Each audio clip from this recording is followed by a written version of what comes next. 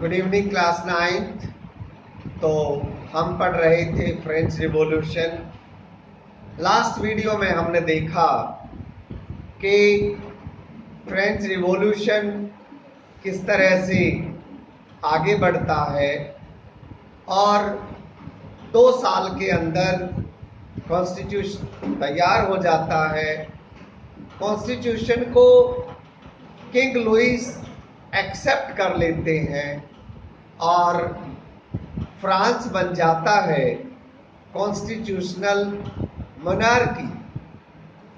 लेकिन इस बीच होता क्या है कि एक तरफ किंग लुइस कॉन्स्टिट्यूशन को एक्सेप्ट करते हैं और दूसरी तरफ पर्दे के पीछे पीछे दूसरे यूरोपियन मोनार्क से बातचीत करते रहते हैं और एक षड्यंत्र रच देते हैं कि किस तरह से हम इसे अनडू कर सकते हैं। आगे क्या किंग लुइस सफल होते हैं या इसमें और कोई बदलाव आता है, ये जानने से पहले मैं आपको ये बताना जरूरी समझता हूं कि ये जो सिचुएशन थी इसमें किंग लुइस ने पर्सिया के किंग के साथ एक नेगोशिएशन किया। He entered into a secret negotiation and the rulers of all the neighboring countries in fact were worried that what happened there will certainly affect them also.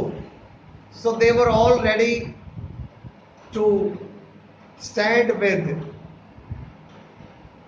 Louis XVI. अब इसका ये लोग जो आपस की बातचीत करते हैं, the negotiations which they enter, before they could do something concrete, before that the National Assembly voted in April to attack Persia and Austria।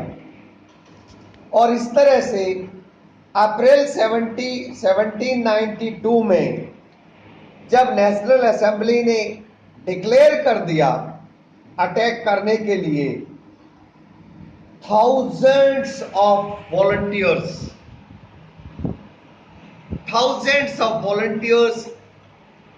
volunteered to join army. They joined army because they saw this war as a war between the poor and the kings.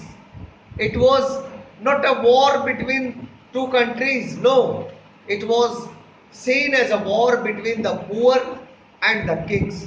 And this was the reason that thousands and thousands of people from the poor classes joined army. And do you know, among the patriotic songs that they sang was the Marseillaise, written by poet Roger de Lisle। ये जो song लिखा था Roger D Lisle ने, it was sung for the first time by the volunteers from Marseilles to Paris, and this was the region that this was named as Marseilles। ये जो revolutionaries थे, इन सब ने when they went for fighting, see, I told you thousands and thousands joined the army. That means there were villages which almost there was no young men left in the village. सारे के सारे young लड़के चले गए army join करने, और लड़कियों ने कमाल संभाली कमाने की. Now the livelihood was left to the girls, and for the first time the value of girls was brought forward. Now everyone saw what could girls do.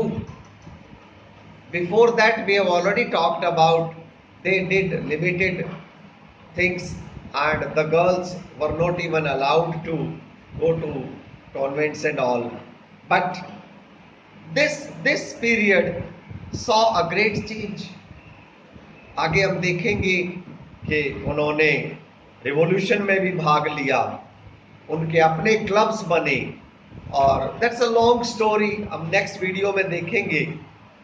फिलहाल हम इतना जान लेते हैं कि गर्ल्स का कंट्रीब्यूशन, विमेन का कंट्रीब्यूशन आने लगा, और इस तरह से अब रिवॉल्यूशन 1791 के कॉन्स्टिट्यूशन के बाद भी इट कंटिन्यूड, बिकॉज जो 1791 का जो कॉन्स्टिट्यूशन था वो political rights to the rich section दिया उसने, और पॉलिटिकल क्लब्स अब बन चुके थे, हर जगह पर पॉलिटिकल बातें होती थी. और ये जो क्लब्स थे, वैसे तो हंड्रेड्स ऑफ क्लब्स बन गए थे, लेकिन सबसे इंपॉर्टेंट जो क्लब्स थे उनमें वो थे जैकोबिन क्लब्स. जैकोबिन क्लब्स, ये नाम कहां से आया? जैकोबिन क्लब्स, ये नाम आता है सेंट जैकब से. सेंट जैकब जो कि पेरिस में एक फॉर्मर कॉन्वेंट थे, उनसे ये नाम पड़ा जैकोबिन क्लब्स का. और जैकोबिन क्लब्स के जो मेंबर्स थे वो थोड़ा गरीब परिवारों से थे. They belonged to less prosperous families, and this was the reason that these clubs basically started hating the rich. इन्होंने यहाँ तक कि इनके जो लीडर थे रॉबस्पियरे, उन्होंने जब ये जैकोबिन क्लब्स में ये डिसाइड करवा दिया कि they will be wearing long striped trousers. आप एक बार देख सकते हैं पिक्चर में लॉन्ग स्ट्रिप्ड ट्राउजर्स. इस आदमी के ट्राउजर्स पे ध्यान दीजिए, उसने लंबे लंबे स्ट्रिप के ट्राउजर पहन रखे हैं. और this deferred with the knee breaches. अमीर लोगों की पहचान थी नी ब्रीचेस. अमीर लोग क्योंकि नी ब्रीचेस पहनते थे, इसीलिए उनका विरोध करने के लिए, उनको ये शो करने के लिए, सिंबलाइज करने के लिए कि this is the end of you, they started wearing these trousers. So basically right from the dress they wore, everywhere they started opposing them. अब कहीं पे ये अमीरों से कोई समानता रखना नहीं चाहते थे, यहाँ तक कि ट्राउजर्स के अलावा रेड कैप्स आ गई, और ये रेड कैप्स बिल्कुल एक सिंबल था. हालांकि गर्ल्स वर नॉट अलाउड. यानी कि गर्ल्स ने लड़ाई लड़ना शुरू कर दिया एक तरह से देखा जाए, जब वो कमाने लगी हैं, लड़के आर्मी में भर्ती होने लगे. लेकिन फिर भी अभी भी इनकी लड़ाई को बराबर का नहीं माना जा रहा है. यही तो कारण था कि रॉबस्पियरे जो लीडर थे उनको लेकर के और सारे मेंबर्स को लेकर के कोई भी गर्ल्स को रेड कैप नहीं पहनने देते थे. तो this was the difference basically. और ये जो क्लब्स थे। अब समर 1792 का समय आया, जैकोबिन्स ने प्लान करा बहुत सारे इंसरेक्शन, और सबसे पहले उन्होंने प्लान किया पर्शियंस पे, क्योंकि पर्शियंस ने शॉर्ट सप्लाई की वजह से फूड की, दे वर ऑलरेडी एंगर्ड। और 10 अगस्त की बात है जब दे स्टॉर्म्ड द पैलेस ऑफ टेल्सरी। ये जो टलरीज का जो पैलेस था, इसमें उन्होंने किंग के गार्ड्स को मैसेक्रे कर दिया और उन्होंने किंग को भी बंदी बना लिया। किंग को बंदी बनाने के बाद उसकी पूरी फैमिली को, रॉयल फैमिली को, नेशनल असेंबली ने इम्प्रीजन कर दिया और इस तरह से यहाँ बहुत सारे लोगों को मृत्यु के घाट उन्होंने उतार दिया। और यहीं से जो पुराना कॉन्स्टिट्यूशन था 1791 वाला, मैं आपको लेकर चलता हूँ एक बार और आपको मुख्य मुख्य बिंदुओं पे आपकी नज़र ले जाना चाहता हूँ। देखिए, वहाँ वोटिंग राइट सबको नहीं थी। वोटिंग राइट कुछ गिने चुने अमीर लोगों को थे, और ये जो प्रॉपर्टी वाले लोग थे ये चुनते थे इलेक्टर्स, और इलेक्टर्स चुनते थे फिर रूलर, तो सॉरी असेंबली, और इस तरह से। लेकिन जो हेड थे 1791 वाले कॉन्स्टिट्यूशन में, हेड तो अभी भी किंग ही थे, because it was constitutional monarchy. 1791 में इट वॉज कॉन्स्टिट्यूशनल मोनार्की, लेकिन 1792 में they finished, they abolished the monarchy, and now France became a republic. So the monarchy ended and France became a republic. और इस तरह से अब there is no hereditary monarchy, और अब हम ये कह सकते हैं कि लुइस 16 के बाद now it was sure कि there will not be a next king. लेकिन लुइस 16 का क्या हुआ ये भी तो आप जानना चाहेंगे। तो Louis 16 was sentenced to death by a court on charge of treason. This was 21st January 1793। ये आप देखिए, ये 21 यहाँ आके बड़ा इंपॉर्टेंट हो गया है।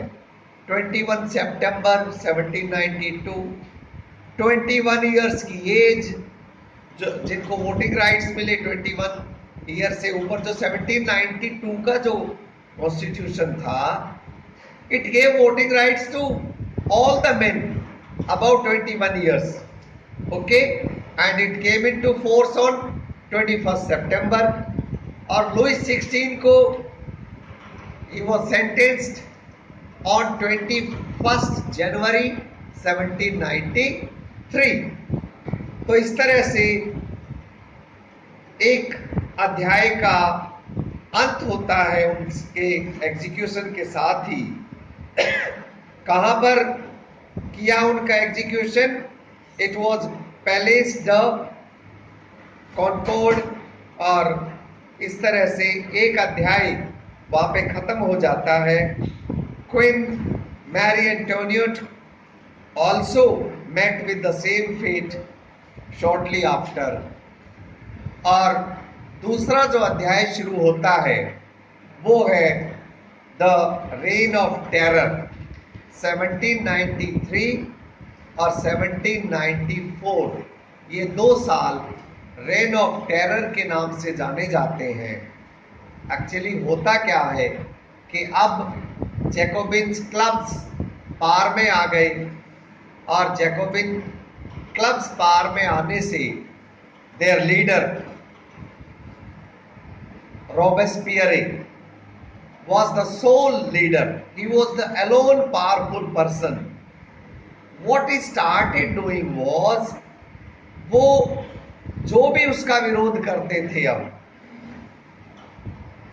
रॉबेस्पियरे का विरोध करने वालों को राष्ट्र विरोधी कहा गया, और उसी के कॉन्टेक्स्ट में उनको ग्लोटाइन कर दिया जाता था। तो इस तरह से अब एक नई चीज शुरू हो गई कि अब कोई बोल नहीं सकता था। It was terror. बेसिकली कुछ अच्छी बातें भी थी कि दे साइडेड विद द पुअर, उन्होंने क्लर्जी, नोबल्स, किसी की सुनी नहीं, समानता लाने की कोशिश करी। लेकिन ये समानता के आड़ में, इस जस्टिस की आड़ में कितने लोगों को गुलटाइन किया, ये आज तक भी इसकी निंदा की जाती है। और रॉबेस्पियरे गवर्नमेंट ने जो लॉ इशू किए, मैक्सिमम सीलिंग रख दी थी उन्होंने वेजेस और प्राइसेस पे। This was a good thing. जो अच्छी चीजें हो उनकी सराहना होनी चाहिए। मीट, ब्रेड वर राशनड, और peasants were forced to transport their grain to the cities and sell it at the prices fixed by the government. अब होर्डिंग खत्म हो गई थी प्राइसेस की, और because it was rationed, so everybody got it. कुछ चीजें अच्छी भी होने लगी थी। इक्वलिटी ऑफ ब्रेड सबको खानी थी। अब कोई महंगा आटा नहीं खा सकता था, छानना नहीं था आटे को, ऐसे ही खाना था सबको। अमीर गरीब सबको एक जैसी रोटी खानी थी। और एक और काम किया गया, मॉन्श्योर और मैडम, इन शब्दों का प्रचलन बंद किया, और सिटिजन्स, फेलो सिटीजन्स से एड्रेस करना ज्यादा स्टार्ट कर दिया गया।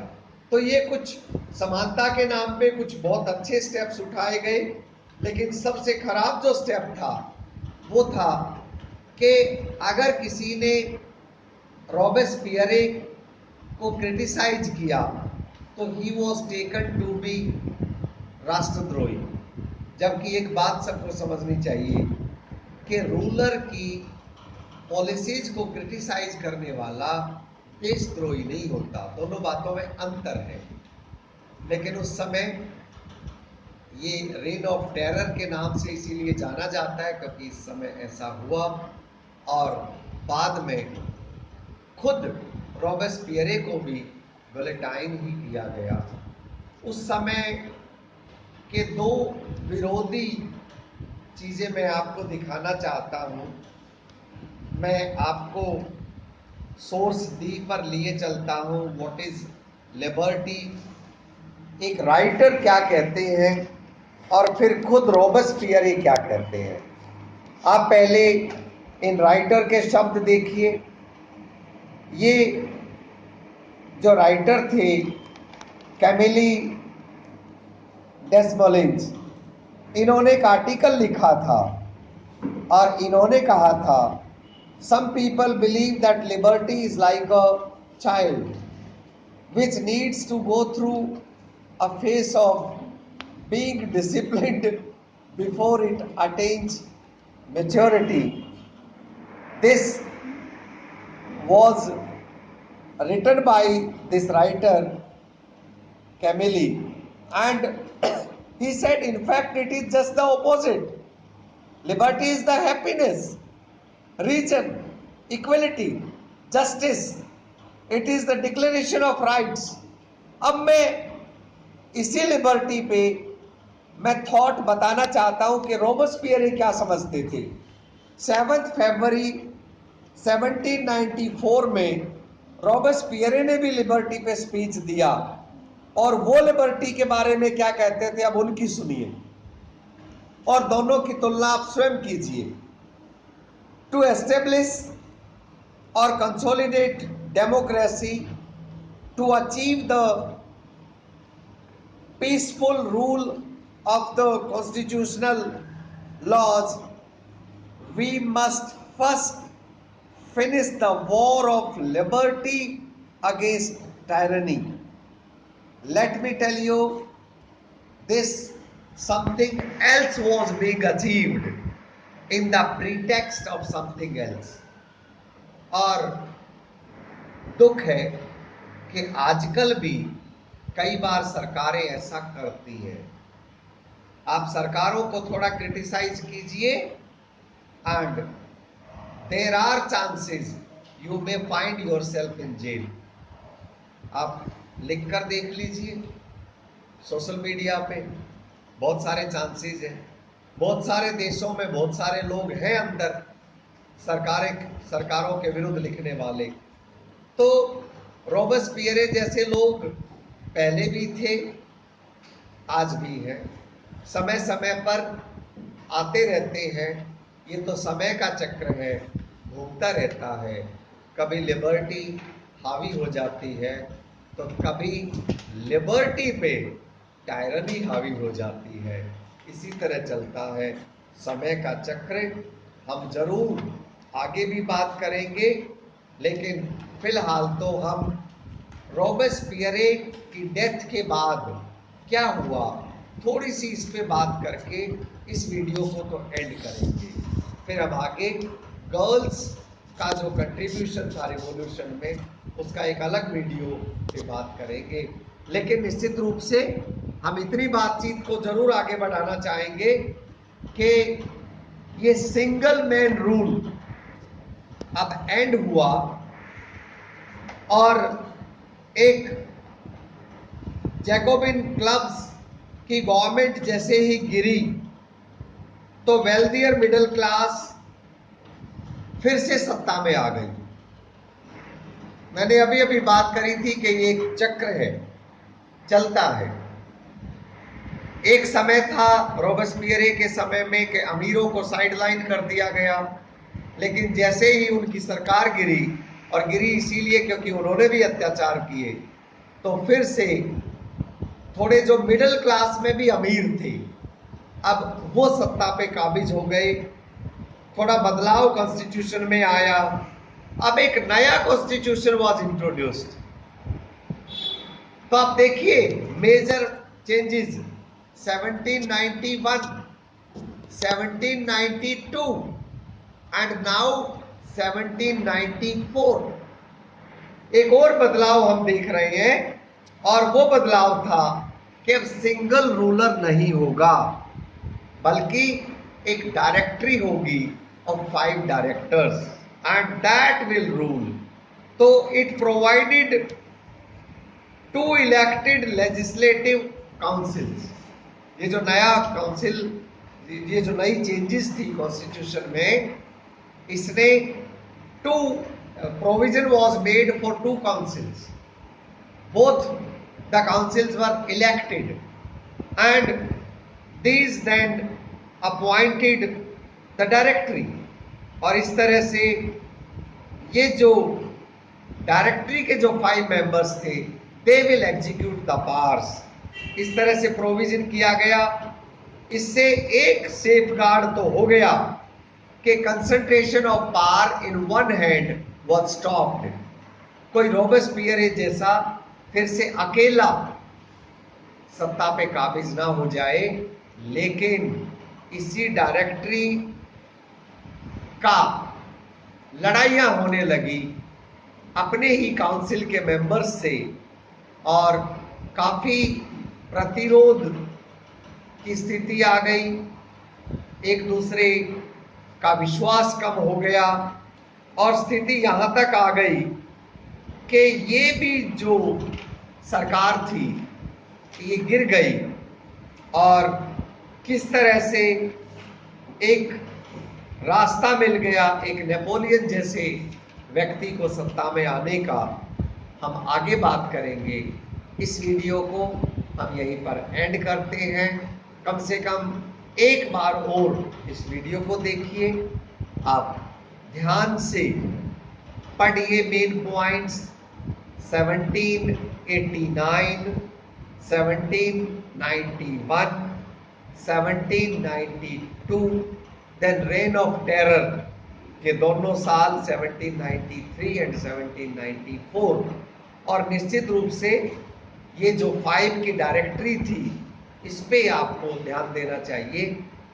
Tomorrow we shall be talking about the contribution of women in the revolution. Thanks for joining.